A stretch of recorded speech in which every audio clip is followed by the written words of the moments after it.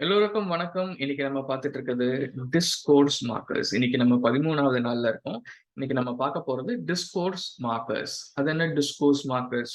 சரி, நம்ம ஏதோ ஒரு விஷயத்தை பத்தி பேசுறோம். இப்போ சென்னை பத்தி பேசுறோம்னு வச்சுக்கோங்க.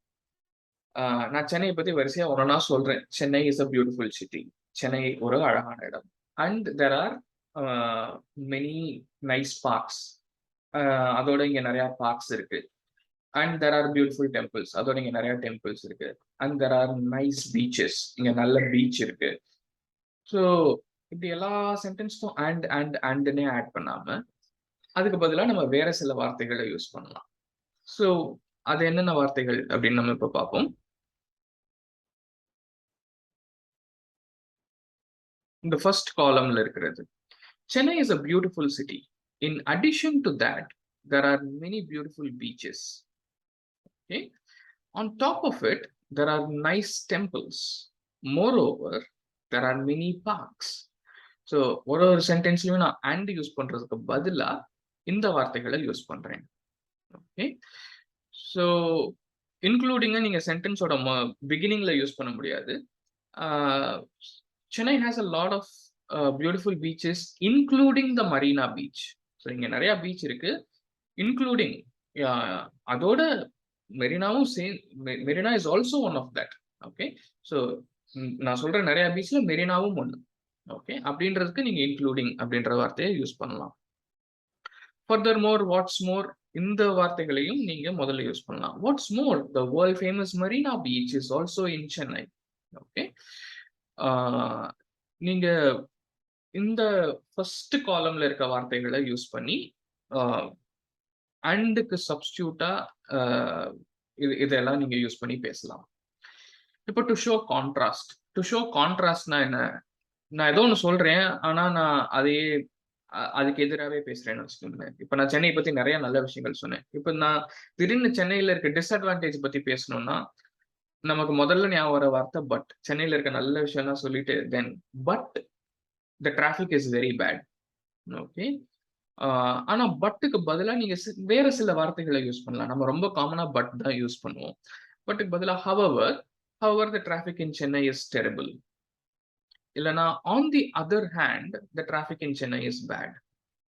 கான்ட்ரரிலி அப்படின்ற வார்த்தையும் நீங்க யூஸ் பண்ணலாம். இது எல்லாத்துக்கும் அதே அர்த்தம் தான். பட்டுக்கு என்ன அர்த்தமோ அதே தான். ஸோ ஆன் த கான்ட்ரரி அப்படின்னு சொல்லலாம். ஹேவிங் செட் தட் அப்படின்னு இன்னொரு டேர்ம் இருக்கு, நீங்க அதையும் யூஸ் பண்ணலாம். Chennai is a beautiful place. Having said that the traffic here is really bad. Okay, இப்போ அடுத்த 3வது காலம்ல பாத்தீங்கன்னா சீக்வென்ஸ். ஒரு பர்டிகுலர் சீக்வென்ஸ்னா எது முதல்ல நடந்தது, எது அடுத்து நடந்தது, எது அதுக்கப்புறம் நடந்தது, இதை சொல்றதுக்கு பேர் தான் sequence.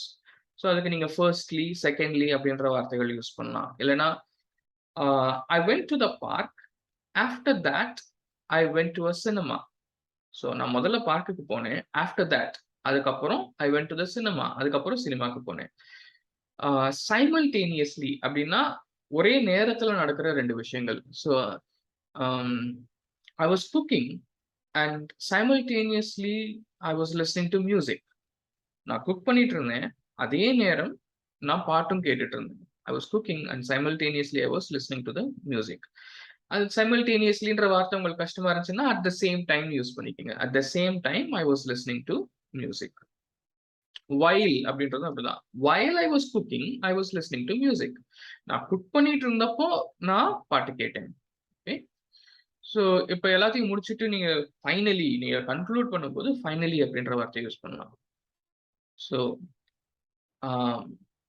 I went to temple, I cooked, I was listening to music and finally I had my breakfast. Okay, so கடைசியா நான் என்னோட பிரேக்ஃபாஸ்ட் சாப்பிட்டேன். ஸோ முதல்ல மற்றதெல்லாம் செஞ்சுட்டு தென் அப்படின்ற வார்த்தையும் யூஸ் பண்ணலாம். தென் அப்படின்றதும் ஆஃப்டர் தட்டும் ஒரே மாதிரி தான். தென்னா அதுக்கப்புறம். ஸோ இப்போ நீங்க பேசிட்டே இருக்கீங்க, இப்போ சென்னை பத்தி நல்ல விஷயங்கள் சொல்லிட்டீங்க, அதுக்கப்புறம் சென்னையில இருக்க டிஸ்அட்வான்டேஜ் எல்லாம் சொல்லிட்டீங்க. அதுக்கப்புறம் நீங்க உங்களோட ஸ்பீச்சை கன்க்ளூட் பண்ணணும்னா நீங்க என்ன சொல்லலாம்? தேர்ஃபோர், இல்லைன்னா டு சம்மரைஸ், ஹென்ஸ், இந்த மாதிரி இந்த லாஸ்ட் காலம்ல இருக்க எல்லா வார்த்தைகளுமே நீங்க யூஸ் பண்ணலாம். So Chennai is a beautiful city, however the traffic is bad. To summarize, I would like to say that I love Chennai. Or to summarize, I would like to say that there are some disadvantages in Chennai, but I like the place. அதுல சில disadvantage இருக்கு, ஆனா எனக்கு அந்த இடம் ரொம்ப பிடிக்கும். Okay, so that is how you can use these phrases to conclude. Okay, நீங்க உங்களோட ஸ்பீச்சை கன்க்ளூட் பண்றதுக்கு இந்த வார்த்தைகளை யூஸ் பண்ணி அப்படிதான் கன்க்ளூட் பண்ணலாம். இப்போ நம்ம இது எல்லாத்தையுமே யூஸ் பண்ணி எதையாவது நீங்க 2-3 சென்டென்சஸ் மட்டும் எழுதுங்க.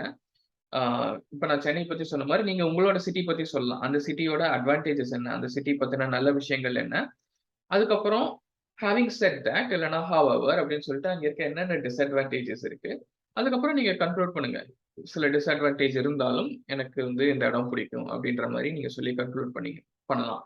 Okay, so first column, second column, fourth காலம், இது 3 வச்சு நீங்க வந்து ஒரு அழகா ஒரு பேராகிராஃப் எழுதி நம்மளோட கமெண்ட் செக்ஷன்ல போஸ்ட் பண்ணுங்க. Thank you so much for listening.